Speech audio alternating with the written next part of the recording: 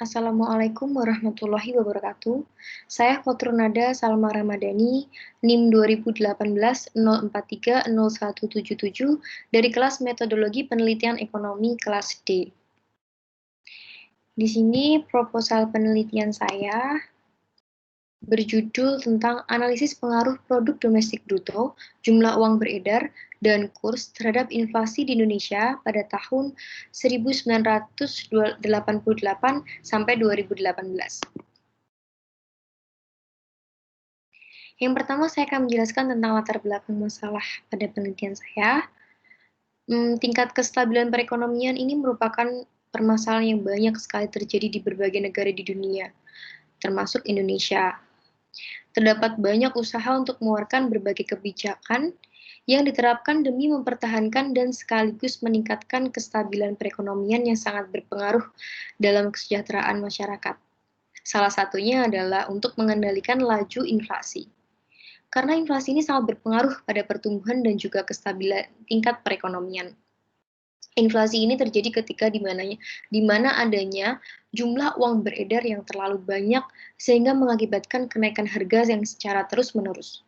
Dan kenaikan harga yang dimaksud ini adalah ketika terjadi pada satu jenis barang dan jasa. Inflasi ini membawa dampak secara positif maupun negatif. Dan adanya dampak negatif ini misalnya penurunan nilai mata uang yang mengakibatkan menurunnya daya beli masyarakat. Kita tahu bahwa pada tahun 1997, negara Indonesia ini dilanda dengan krisis ekonomi yang ditandai dengan stagnan perekonomian yang diakibatkan oleh sektor real yang tidak dapat berjalan dengan semestinya. Kemudian krisis ini dipicu oleh terdepresiasinya kurs yang sangat tajam sehingga membawa dampak pada perekonomian suatu negara. Dan tingkat inflasi yang tinggi ini memiliki kekuatan untuk memengaruhi distribusi pendapatan dan alokasi dari faktor produksi itu sendiri. Inflasi di Indonesia ini dipengaruhi oleh yang pertama, faktor yang sangat kuat adalah jumlah uang beredar yang terlalu banyak.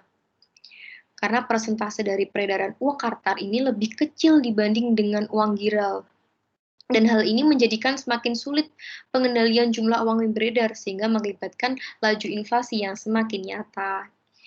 Lalu, faktor yang menjadi pengaruh lainnya adalah produk domestik bruto atau biasa dikenal dengan gross domestic product atau GDP. Ini apabila suatu pendapatan menurun, maka laju inflasi akan naik karena suatu pendapatan masyarakat berdampak pada lajunya inflasi.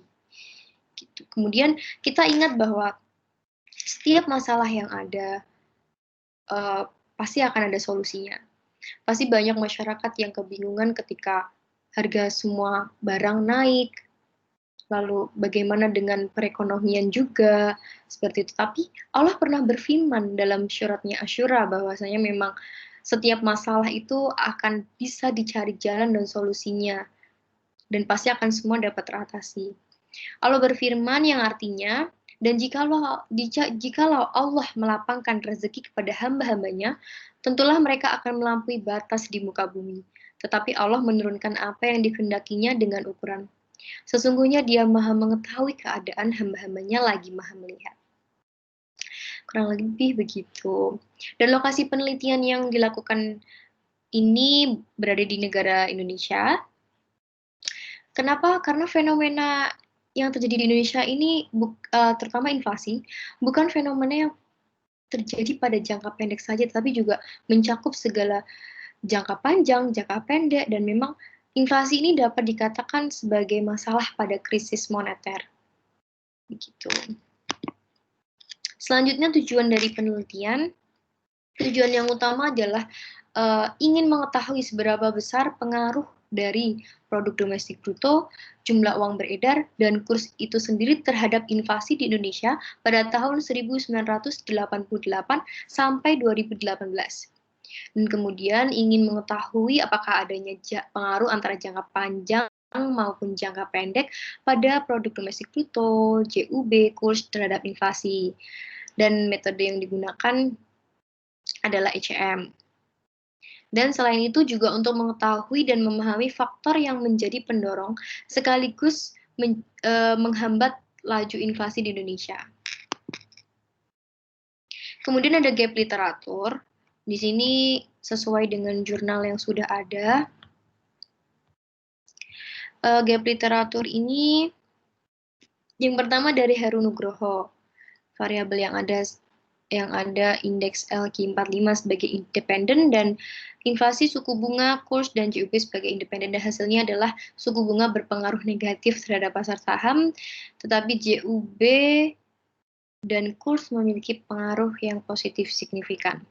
Kemudian ada Ahmad At-Tabari 2009, indeks harga saham sektor properti sebagai variabel dependen dan variabel independennya kurs, tingkat suku bunga, inflasi, dan GDP.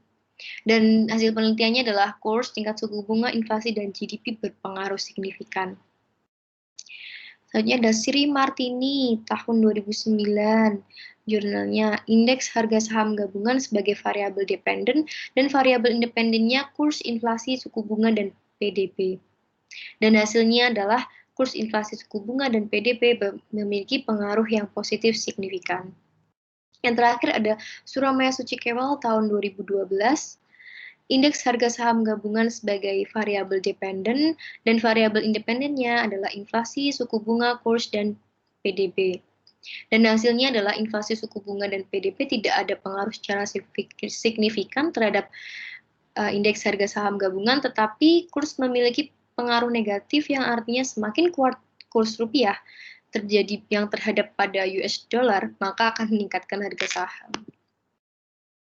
Selanjutnya metode penelitian yang saya gunakan di sini adalah metode ECM. Yang pertama saya akan menjelaskan tentang jenis penelitiannya dulu. Jenis penelitian di sini menggunakan metode deskriptif kuantitatif atau ada kualitatif dan kuantitatifnya dengan menggunakan pendekatan regresi linear. Dan penelitian ini merupakan penelitian ilmiah terhadap bagian-bagian yang sistematis dan adanya kualitativitas hubungan-hubungan pada fenomenanya. Kemudian teknik pengumpulan datanya ada data inflasi, produk domestik bruto, jumlah uang beredar, dan kurs yang diperoleh dari data World Bank pada tahun 1988 sampai dengan 2018. Teknik pengambilan sampelnya adalah dengan cara pengambilan sampel jenuh. Sampel jenuh ini merupakan sampel yang mewakili dari populasi itu sendiri, di mana biasanya hanya digunakan apabila populasinya itu kurang dari 100.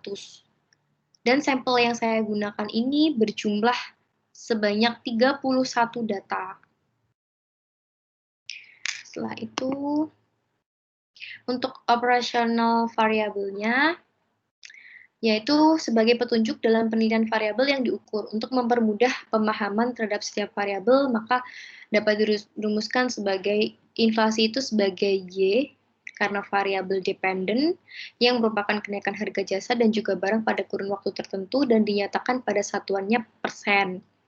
Untuk PDB, karena itu adalah variabel independen, maka dinamakan X1, yang merupakan nilai barang dan jasa yang diproduksi pada periode tertentu dan dinyatakan dalam satuan persen juga.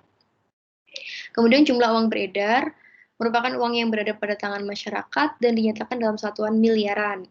Yang terakhir ada kurs juga, yang termasuk variabel independen, merupakan suatu harga dari mata uang rupiah terhadap mata uang asing dan dinyatakan dalam satuan US dollar. Nah, di sini saya menggunakan metode ECM. Kenapa sih pakai metode ECM? Karena metode analisis data yang digunakan ini tuh ECM itu untuk mengetahui bagaimana pengaruh antara jangka panjang dengan jangka pendek pada variabel-variabel yang akan diteliti tersebut. Pendekatan ini disebabkan karena ada hubungan yang inkonsisten pada teori ekonomi karena perbedaan pada kondisi di setiap negara. Dan metode yang saya lakukan ini, datanya diolah dan pengolahan datanya pada program EFUSE ke-7. Kemudian keunggulan dari penggunaan pendekatan ECM ini adalah dapat mengestimasi hasil dari jangka pendek sampai ke jangka panjang pada setiap variabel independennya maupun dependennya. Dan ECM ini memiliki teknik juga untuk mengetahui kesalahan yang terjadi pada jangka panjang maupun jangka pendek, atau yang disebut dengan adjustment. Sudah disebutkan juga para ahli, menurut Knight tahun 2004, ECM ini diterapkan sebagai analisis data time series. Model ini dapat menganalisis bagaimana sih fenomena pada jangka panjang maupun jangka pendek dari teori ekonomi secara konsisten. Dan adapun langkah yang pertama pada penggunaan pendekatan ECM ini, yang pertama adalah tahap uji stasioner. Kita lihat dulu nih bagaimana variabel-variabel itu udah stasioner atau belum. Lalu estimasi dari data ini yang non-stasioner akan menyebabkan terjadinya inkonsistensi dalam hasil regresi. Dan sudah dijelaskan rumus-rumusnya juga. Tekniknya ada dua, dapat menggunakan teknik Dickey-Fuller atau DF, atau Phillips-Perron, yang menjadi ide pada dasar uji stasioner ini. Selanjutnya ada tahap uji kointegrasi. Tahap ini apabila variabel lolos stasioner, yang uji stasioner pertama, baik pada tingkat level maupun first difference, maka uji kointegrasinya dilakukan untuk menentukan keseimbangan pada jangka panjang antara variabel yang sedang diamati. Penelitian ini menggunakan uji kointegrasi dengan pendekatan kointegrasinya Engelgranger, yaitu dengan membuat residual regresi apakah datanya stasioner atau tidak. Lalu adanya persamaan regresi yang dilakukan adalah untuk menghasilkan nilai dari residual tadi. Setelah itu, nilai dari residual tersebut diuji lagi menggunakan ADF agar dapat mengetahui apakah nilainya stasioner lagi atau tidak. Kemudian nilai dari residual ini dikatakan lolos stasioner apabila nilai probabilitas ADF-nya lebih kecil dibanding dengan alfa, atau bisa juga nilai statistik ADF-nya lebih besar dari nilai kritisnya seperti 1% atau 5% atau bahkan 10% di tingkat level. Jadi model regresi dinamis ECM ini dapat dilakukan apabila data stasioner dan ada kointegrasi. Yang terakhir adalah tahap analisis error correction model. Tahap dari keseluruhan, di tahap ini menggunakan metode diferensi utama pada semua variabel di dalam model dan terdapat kointegrasi. Menggunakan Engelgranger karena ini sebagai penentu jangka panjang dan jangka pendeknya. Dan nilai error correction term merupakan variabel yang menunjukkan perbedaan antara nilai actual GDP dengan nilai yang menjadi keseimbangannya. Lalu hal ini dapat menjadikan sebagai indikator bahwasanya spesifikasi dari model baik atau tidaknya melalui tingkat signifikansi koefisiennya. Apabila variabel dari error correction term ini signifikan atau kurang dari 5%, maka koefisiennya dapat dijadikan sebagai adjustment pada variabel yang sedang diamati.